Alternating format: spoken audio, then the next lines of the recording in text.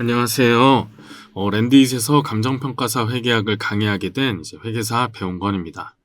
이번 시간에는 얼마 전에 치러졌던 35회 감정평가사 회계학에 대한 총평과 해설을 하는 시간을 가져보도록 하겠습니다. 먼저 35회 시험을 치르신 모든 분들 정말 고생 많으셨습니다. 이번 시험에 대한 총평과 해설을 저도 준비하면서 저도 이전에 시험을 쳐봤던 사람으로서 시험을 치르신 여러분들의 마음이 어떠셨을지 느껴보니까 굉장히 마음이 무겁더라고요. 그런 무거운 마음으로 준비를 했고요. 일단 이 강평을 들으실 분들이 누군지 생각해보면 첫 번째로는 35회 시험을 치르신 분들, 본인이 잘 풀었는지 확인해보고 싶고 또는 부족했던 부분이 무엇인지 알고 싶으신 분들이 들을 것이라고 생각이 되고, 두 번째로는 36회 감정평가사 시험을 준비하시는 분들이 35회 기출을 알아보고 어떻게 나오는지에 대한 궁금증이 생기신 분들이 보실 거라고 생각해요. 그래서 일단 시간상 굉장히 타이트해서 조금 빨리 풀겠지만 기출문제 해설 방식에 대해서 실전에서 풀이하는 방법이기도 하지만 그래도 조금 더 과정을 자세하고 상세하게 전달해 드릴 수 있도록 해보겠습니다. 일단 준비하면서 저의 첫 시험을 봤을 때가 생각이 났는데요. 제가 첫 시험을 봤을 때 몇 달밖에 준비 못했고 실력도 굉장히 미흡한 상태였거든요. 그래서 1교시가 끝나고 점심 먹으러 나가는데 엘리베이터에서 제일 앞자리에 앞에 문 앞에 계시던 분이 남자분이 친구분과 통화를 하시면서 심한 욕을 하시더라고요. 왜 심한 욕을 하나 들어보니까 문제가 너무 쉽다고 욕을 하시는 거예요. 그러면 다른 사람들도 잘 볼 거니까 상대평가거든요. 회계에서는. 그리고 그 순간 정말 벙 찌는 거예요. 문제가 쉬워서 막 쌍욕을 하시더라고요. 근데 저는 아무리 화를 낼 수가 없었어요. 근데 저는 문제가 어려웠거든요. 그래서 그때 느낀 게, 이게 실력이 있어야 화도 내는구나.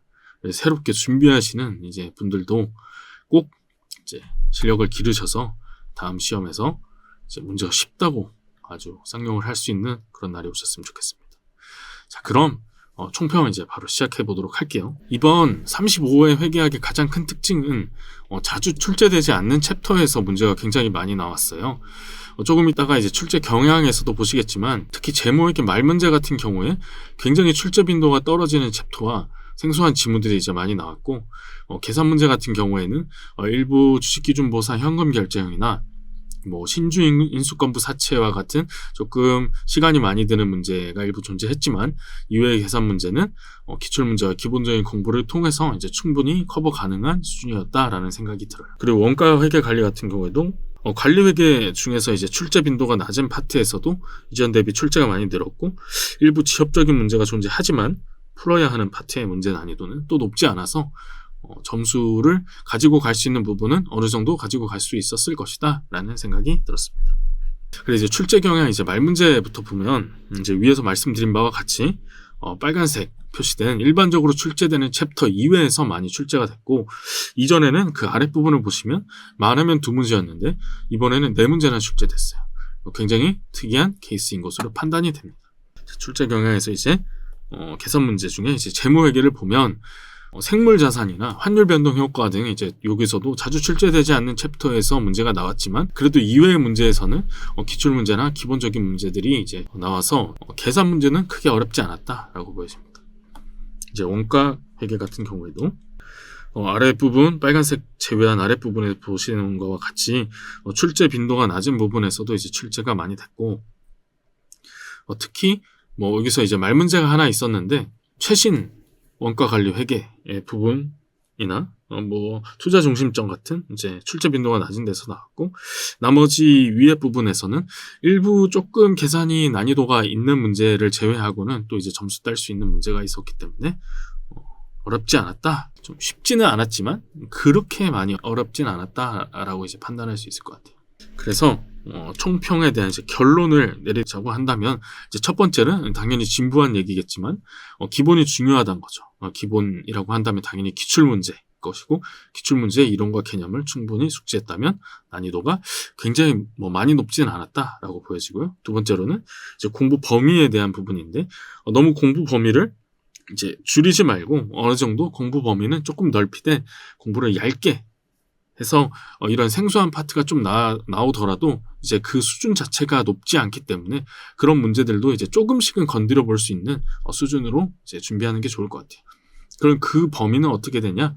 이제 여러분들이 들으실 강사분들이 그 범위를 설정해 주실 거고, 그 범위 안에서는 조금이라도 이제 얕게 가져가는 게 좋을 것 같다라는 생각입니다.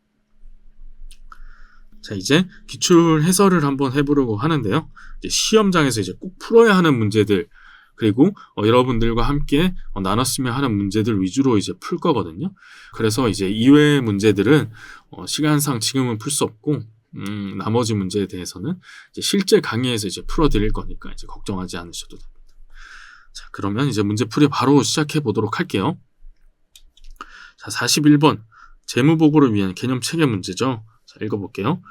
재무보고를 위한 개념 체계에 대한 설명으로 옳지 않은 것은 X 표시하시고요.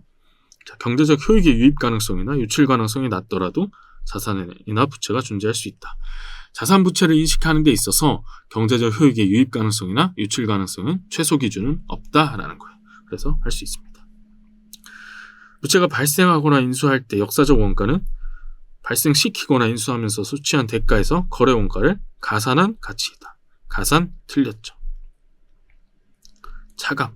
사채를 예를 들면 사채를 우리가 발행할 때 사채 발행비가 존재하잖아요. 그런 사채 발행비는 부채에서 차감하죠. 그러니까 가산이 틀렸다. 답은 2번. 자, 3번. 매각이나 소비되는 자산의 원가에 대한 정보와 수취한 대가에 대한 정보는 예측 가치를 가질 수 있다. 맞는 말이에요. 미래에 이제 재화나 용역을 판매할 때 미래에 대한 예측치를 사용할 때 유용한 정보로 제공될 수 있습니다. 사용될 수 있습니다. 자, 가격이 유의적일 경우 현행 원가를 기반으로 한 이익은 역사적 원가를 기반으로 한 이익보다 미래 이익을 예측하는데 더 유용하다. 당연하겠죠. 측정 기준을 봤을 때 현행 원가는 현재, 역사적 원가는 과거니까 과거에 대한 측정 기준보다는 현재의 측정 기준을 사용하는 게 더 미래 이익을 예측하는 데 유용할 수 있겠죠. 가격 변동이 유의적일 경우. 자, 5번. 합리적인 추정의 사용은 재무정보 작성의 필수적인 부분이며 추정치를 명확하고 정확히 기술하고 설명한다면 정보의 유용성을 훼손하지 않는다. 자주 나오는 표현이죠. 맞는 말이죠. 회계는 추정을 굉장히 많이 사용한다. 이 문제가 랜드 모의고사 이제 1차 41번 문제, 첫 문제인데요. 제가 이제 35번 기출 문제를 받고 이제 기분이 굉장히 좋았던 게, 저희 랜드 1차 모의고사에서도 이제 2번 같은 경우에 제가 이제 현행 원가에 대해서 냈고, 거래 원가를 가산할 건지 차감할 건지에 대한 문제를 냈어요. 그래서 이거 답도 2번이었어요. 거의 동일한 문제라고 봐야겠죠. 거래 원가를 차감하냐, 가산하냐. 그래서 이제 기분이 굉장히 좋았습니다. 보셨던 분들은 맞추셨을 거라고 생각 들어요. 자, 그리고 42번 재무제표 표시에 대한 설명으로 옳은 것은 1번 기업이 재무상태표에 유동자산과 비유동자산, 유동부채와 비유동부채로 구분하여 표시하는 경우 이연법인세 자산은 유동자산으로 분류하지 않죠. 자주 나오는 문제죠. 자, 2번 한국채택 국제회계 기준을 준수하여 작성된 재무제표는 국제회계 기준을 준수하여 작성된 재무제표임을 주석으로 공시할 수 있다. 맞는 문장이에요. 할 수 있다. 자, 3번 환경요인이 유의적인 산업에 속해 있는 경우나 종업원이 재무제표 이용자인 경우 재무제표 이외의 환경보고서나 부가가치 보고서도 한국채택국제회계 기준을 적용하여 작성한다. 틀린 문장이고요. 재무제표 이외의 보고서에 대해서는 한국채택국제회계 기준 적용 범위가 아니다라는 걸 기억해 주세요. 4번 부적절한 회계정책. 자주 나오는 표현이죠. 부적절한 회계정책은 이에 대해 공시나 주석 또는 보충 자료를 통해 설명하여 정당화될 수 없다라는 거죠. 자, 단기손익과 기타 포괄손익은 별개의 손익계산서가 아닌 단일 포괄손익계산서로 작성되어야 한다. 틀렸죠? 단일이거나 별개거나 선택할 수 있어요. 틀렸습니다. 답은 2번이 되겠죠. 그래서 이제 재무제표 표시에서 선택 가능한 게 있고 불가능한 것이 있는데 이런 것들은 이제 실제 강의에서 여러분들에게 한 번에 이제 정리해서 전달해 드릴 예정이니까 나중에 더 자세히 알아보도록 하겠습니다. 자, 이제 재고자산 문제 한번 풀어볼게요. 이제 계산 문제에서 중요한 건 문제를 읽고 어떤 이론이 쓰이는지가 이제 파악하는 게 중요하기 때문에 한번 읽고 파악해서 바로 풀어보도록 하겠습니다. 자, 재고자산의 다음과 같다. 자, 모든 재고자산에 대해 자, 끝에 뭘 요구하는지 볼게요. 재고자산 평가손실 금액을 물어봤죠. 자, 그랬을 때 재고자산 평가손실 제품 A, 제품 B, 원재료 A, 원재료 B가 존재하죠. 손실형 가능가치를 구해보고 원가랑 비교를 했을 때 평가 손실을 구해보도록 하겠습니다.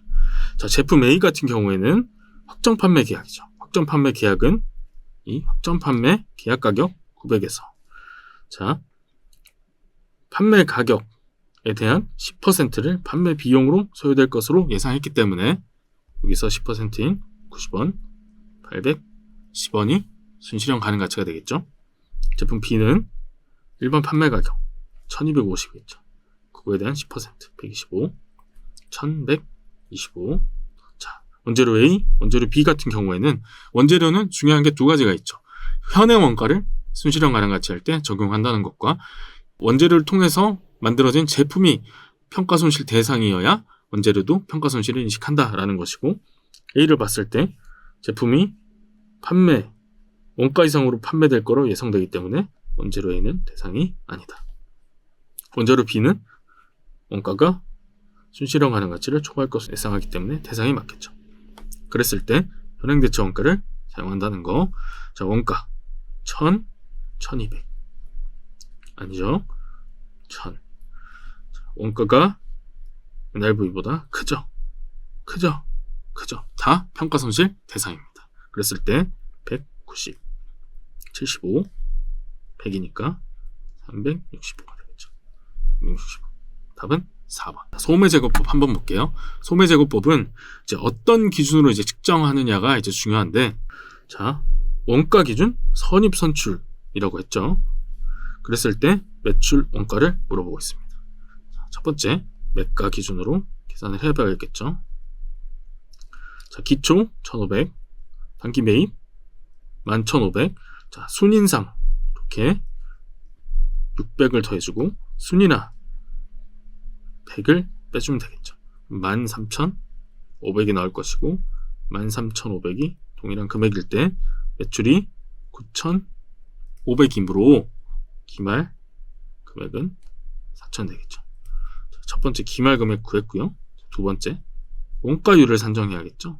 원가율은 선입선출이니까 기초를 제외하고 구해야 되는 것이고, 기초를 제외한 13,500에서 기초를 제외한 12,000이 금액이 될 것이고, 분자는 여기서 기초를 제외한 9,000이 되겠죠. 그랬을 때 답은 75%가 될 것이고, 우리는 매출 원가를 구해야 하기 때문에 원가 기준. 자, 10,000원이었죠. 여기도 10,000원이겠죠. 그랬을 때 이 기말 재고를 넣었는데 원가율을 곱해서 그랬을 때 기말 금액은 3,000이 될 것이고, 매출 원가는 7,000 나오겠죠.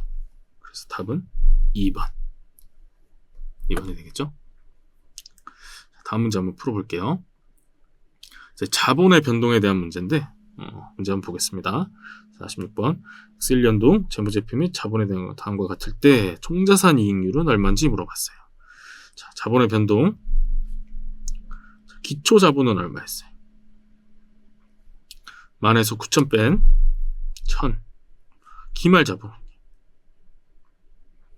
11,000에서 9,500 뺀 1,500. 그랬을 때 500만큼의 자본의 증가가 있었죠. 그랬을 때 우리는 자본거래와 포괄 이익거래로 나누어서 판단할 수 있을 것이고, 자본거래 한번 볼게요. 무상증자는 자본의 변동에 영향을 미치지 않죠. 주식 배당도 돌긴 하죠. 자유주식 취득으로 인해서 현금이 감소, 자산이 감소했기 때문에 자본의 감소를 가져오죠. 150. 현금 배당도 동일하죠. 현금으로 나갔기 때문에 165. 그래서 315만큼 자본거래는 감소했어요. 포괄이익 거래는 단기 순이익과 기타 포괄 손익이 있을 것이고, 이게 지금 위에는 355 감소했기 때문에 815가 돼야겠죠. 그랬을 때 포괄이익 발생이 80이므로 단기순이익은 735가 되겠죠. 그랬을 때 총자산 이익률은 자, 평균 자산을 이용한다 그랬죠. 그랬을 때 이제 기초와 기말의 평균을 구해보면 1,500이 나올 것이고 단기순이익 735로 5를 나눴을 때 답은 7%가 나옵니다. 1번 답이 되겠죠. 자, 오류 수정 문제인데 이제 자동 조정 오류예요. 자동 조정 오류고 자동 조정 오류는 굉장히 간편하게 풀 수 있죠. 문제를 한번 볼게요. 주간평이고 과대 또는 과소계상했고 X2년도와 X3년도 단기순이익이 각각 200과 250일 때 자, 한번 적어볼게요. 단기순이익이 200과 250일 때 X3년도 장부가 마감되기 전 중요하죠. 그러니까 수정할 수 있다라는 거고 오류를 발견하고 중요하다고 판단했을 때 X3년도 단기순이익 수정 후 단기순이익은 얼마냐라고 했고 자 그랬을 때 한번 볼게요. 자 그랬으면 X3년도에 영향을 미치는 거 X2년도의 오류까지도 영향을 미치기 때문에 X2년도 오류가 10 과소했으니까 10 더해줬을 것이고 차년도에 10 감소하겠죠. X3년도에 20만큼 과대 계상이 됐기 때문에 이때 20 차감해줘야겠죠. 그래서 답은 220. 답은 2번이 되겠죠. 자, 우선주 배당금 문제죠. 연습 많이 하셨을 것 같고 우선주 배당금은 그렇다면 얘도 배당 기준이 어떻게 되냐라는 걸 먼저 파악하는 게 중요한데 쭉 봤을 때 일단 내용을 한번 보면 이제 설립됐고 설립 후 자본금 변동은 없었고 우선주에 대해서 X1년도에는 배당을 지급하지 못했구나. 그리고 X3년 초 500의 현금 배당을 결의했다. 그랬을 때 우선주 배당의 배당금은 자, 우선주에서는 이게 중요하죠. 누적적 완전 참가인지 어떤 기준인지를 파악하는 게 중요하죠. 누적적이란 건 못 받은 것도 다 내놔고 완전 참가는 건 남은 것도 다 내놔요. 제일 욕심쟁이에요. 제일 욕심쟁이라는 걸 기억하고 한번 출발해 볼게요. 자, 보통주, 우선주. 자, 보통주는 금액이 4,000이죠. 배당은 164%니까 우선주는 1,000이죠. 배당료 5%니까 50.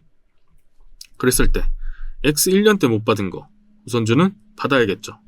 X2년 때 50 받아야겠죠. 우선주가 먼저 받고 보통주가 받겠죠. 보통주 160 받았어요. 이때까지 받은 게 260 남은 게 240일 것이고 우선주한테 240 중에 보통주와 우선주의 자본금 비율로 지급을 하게 되면 48이 나오고 48만큼 더 지급을 하게 되죠. 그래서 총 148만큼 금액이 나옵니다. 답은 4번. 자, 누적적 완전 참가. 이것도 모의고사에서 누적적 완전 참가로 똑같이 나왔어요. 그러니까 아마 연습하셨던 분들은 실전에서도 푸셨지 않을까 싶습니다. 자, 수익인식 5단계 문제죠. 수익인식 5단계. 이건 앞글자 따는 게 많지 않은데 수익인식 5단계는 앞글자 따는 게 진짜 파워풀하거든요. 그랬을 때 한번 얘기를 해볼게요. 수익인식 5단계. 첫 번째, 계약의 식별, 수행 의무의 식별, 거래 가격의 산정, 거래 가격의 배분, 마지막으로 수행 의무의 이행. 자, 장황하게 나와 있지만 결국 중요한 건 수익이식 5단계 과정에 따라 순서대로 이렇게 나열한 거라고 물어봤어요. 우린 이 단계로 파악만 해보면 돼요. 첫 번째, 계약의 식별 어디 있어요? 계약의 식별 있죠. 자, 니은. 또 수행 의무의 식별, 수행 의무의 식별, 수행 의무 식별, 리을. 자, 거래 가격의 산정, 거래 가격의 산정, 기획. 니은 기울 리을만 해도 니은 리을 기울만 해도 3번 답 나왔죠. 그리고 거래 가격의 배분 나왔고 수행 의무의 이행 나왔어요. 그러니까 이건 내용을 장황하게 볼 필요 없이 간단하게 이 수익인식 5단계만 알고 있으면 쉽게 풀 수 있는 문제였다 라는 거죠. 답은 3번. 그 다음에 이제 자주 출제되는 유형자산 재평가 모형이고, 이렇게 오지선다로 줬기 때문에 조금 시간이 걸릴 수 있지만 아는 문제이기 때문에 꼭 푸는 걸 추천드리고, 조금 시간이 없다 하면 나중에 풀겠지만 이제 한번 풀어보겠습니다. 자, 토지 A, 토지 B 취득하고 재평가를 적용했다. 자, 옳은 것은 물어봤어요. 1초 말, 2말, 3말까지 가겠죠. 자, 취득원가 1000이었어요. 이대로 1000 가겠죠. 자, 공정가치 1100이었죠. 증가한 100은 OCI, 재평가 이익이겠죠.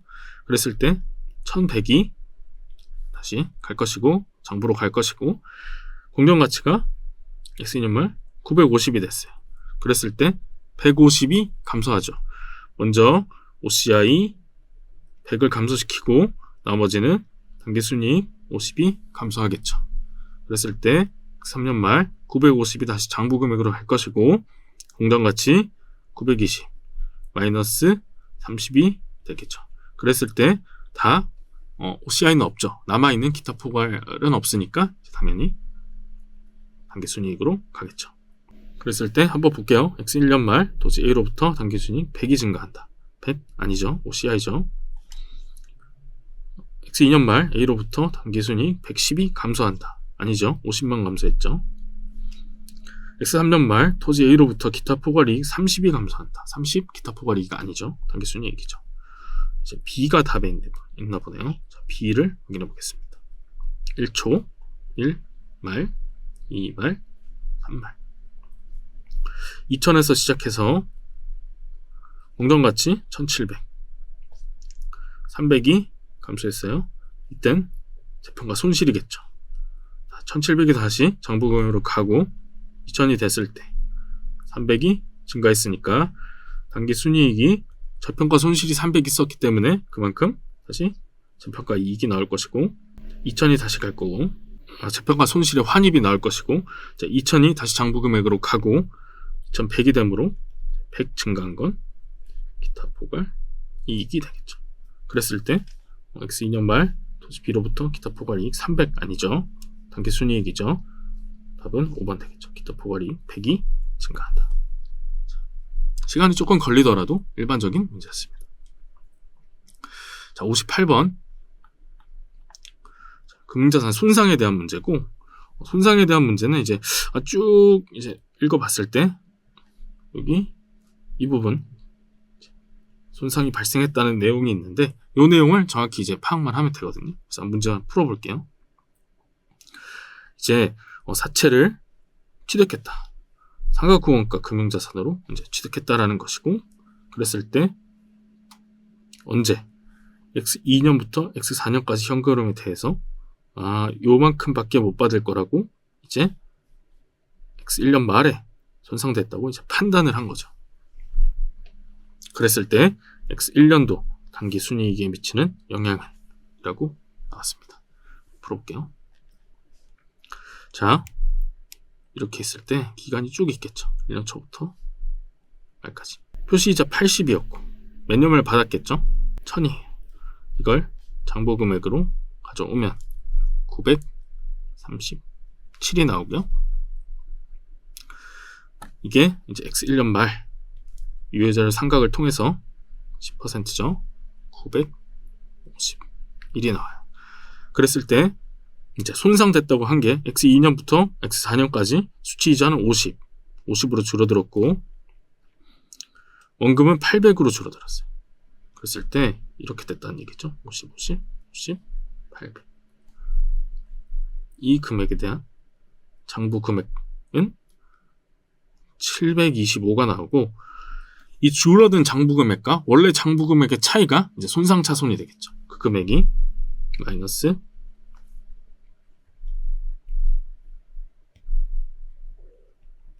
226. 답은 226이 아니죠.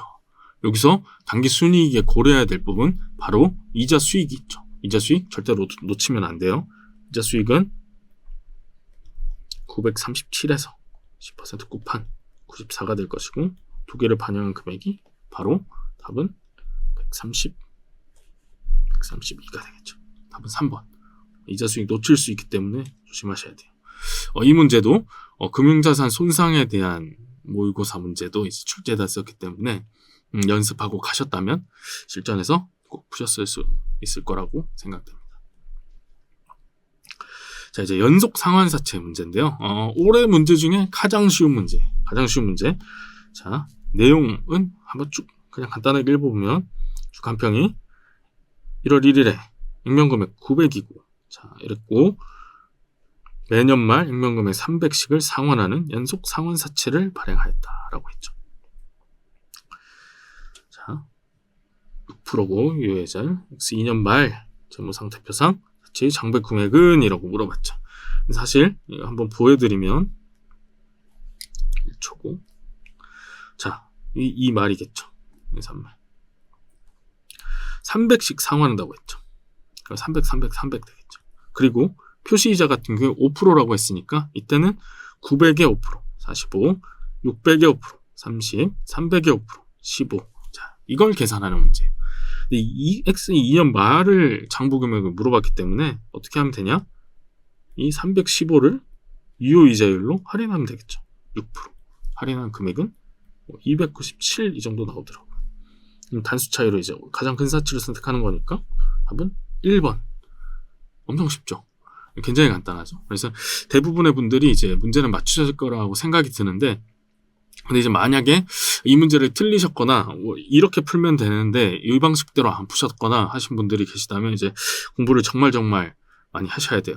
이 문제를 틀리시게 된다면 아마 이제 흑화하신 전한길 선생님께서 알게 되시면 이제 14급, 15급 얘기하면서 아주 극대노할 수준이기 때문에 꼭 맞추셔야 하는 문제입니다. 자, 또 전형적인 문제죠. 원가 모형에 대한 문제인데 한번 풀어볼게요. 자, 주 간평은 X1년 초 유형자산 기계장치를 5만원에 취득했고 사용하고 있다. 2년 중 손상 발견하였고 인식하였으나 X3년 회복됐다고 판단했어요. 다음과 같을 때 X2년 말 인식할 손상차손과 X3년 인식할 환입액은 얼마인가? 라고 했죠. 한번 쭉 해볼게요.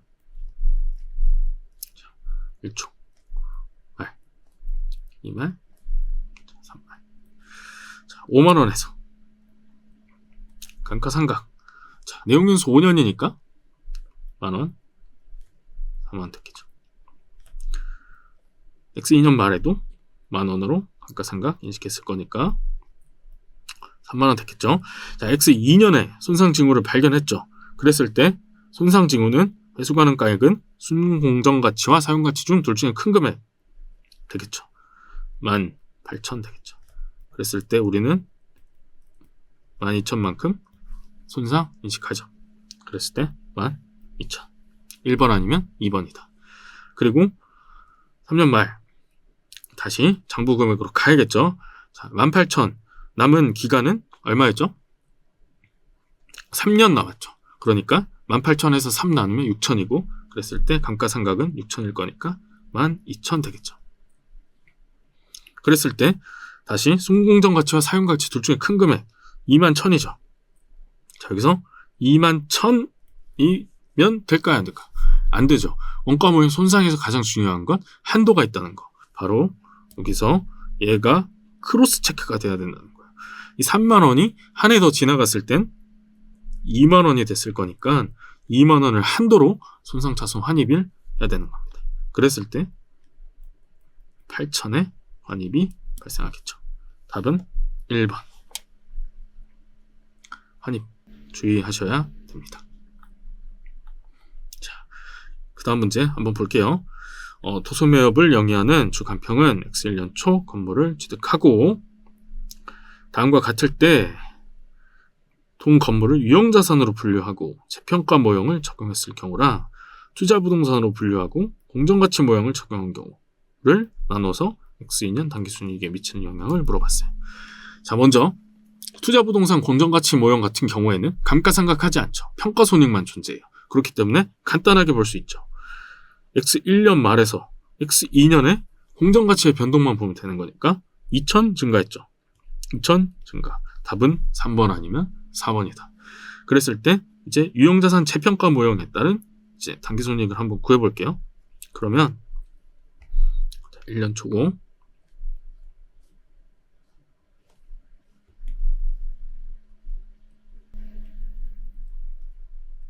1년 말 2년 말이 되겠죠. 자, 10,000원이었어요. 감가상각 2,000. 자, 세모는 당기순이익에 미친 영향을 표시한 거예요. 8,000 되겠죠. 자, X1년 말 공정가치 9,000이었죠. 1,000 증가는 오셔야겠죠. 다시 9,000이 장부금액으로 갈 것이고, 감가상각은 5년에서 4년 됐을 것이고, 4년을 9,000을 4년으로 나누면 2,250이 됩니다. 이것도 당기순이익에 미친 영향. 그랬을 때 금액이 6,750이 나오고, 얘가 공정가치가 11,000이 되므로 증가는 4,250이 됩니다. 이것도 당연히 기타 포괄 이익이 되겠죠. 그러니까 당기순이익에 미친 영향은 감가상각 2,250 감소밖에 없겠죠. 답은 3번.